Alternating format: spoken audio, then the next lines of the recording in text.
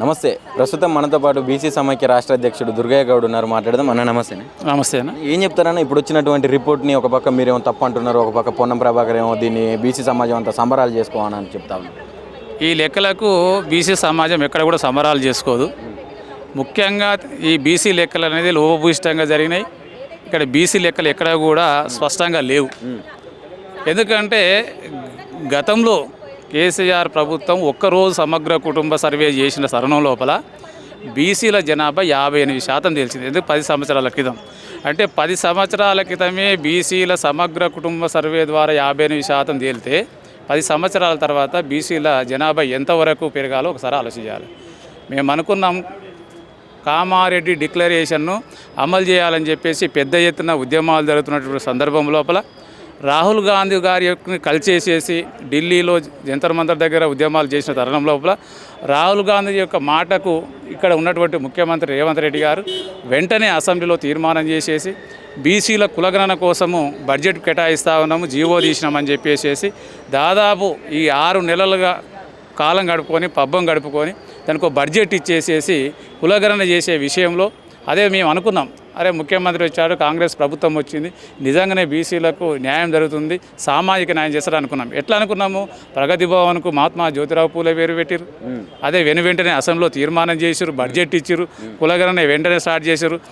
బీసీల యొక్క లెక్కలు తేల్చిన తర్వాతనే పంచాయతీ ఎన్నికలకు పోతామన్నారు. కాబట్టి మేము అనుకున్నాం ఖచ్చితంగానే రాష్ట్ర ప్రభుత్వం లెక్కలు తీస్తుంది రాహుల్ గాంధీ గారి యొక్క మాట మీద గౌరవతోటి. కానీ లోపభూయిష్టంగా ఈరోజు బీసీల లెక్కలు తీసేసి బీసీల ముందు పెట్టడం జరిగింది.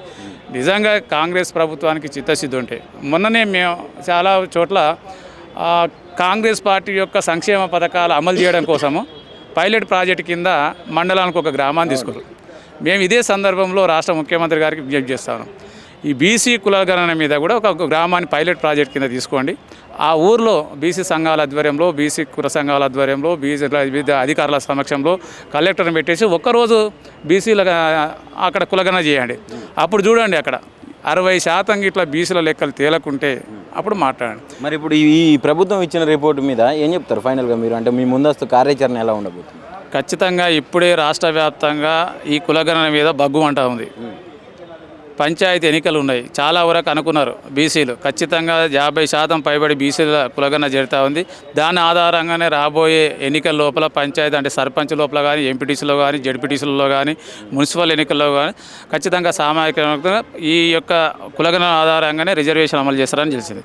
కానీ ఇప్పుడు 46% చేసేసి ఇప్పుడు ఏదో తొందరగా అసెంబ్లీని ఏర్పాటు చేసేసి వెంటనే పంచాయతీ ఎన్నికలకు పోదామని అనుకుంటారు. కానీ మేము ఏం చేస్తున్నామంటే బీసీ సంఘాలుగా, కుల సంఘాలుగా ముందు మీరు చేసినటువంటి కులగణన ఏదో తప్పుల తడక ఉంది, దీన్ని మార్చుకొని మీరు కరెక్ట్గా బీసీల లెక్కలు బయటపెట్టకపోతే మీ యొక్క ప్రభుత్వం అనేది ఇదే చీకటి రోజులు ఈ పంచాయతీ ఎన్నికల్లోపే మీ యొక్క భరతం అనేది పడతారు. మీ యొక్క ఓటమికి కూడా ఈ పంచాయతీ ఎన్నికలే కారణమవుతుందని చెప్పేసి కూడా తెలంగాణ రాష్ట్ర బీసీ సమైక్య తరపున విజ్ఞప్తి చేస్తాను.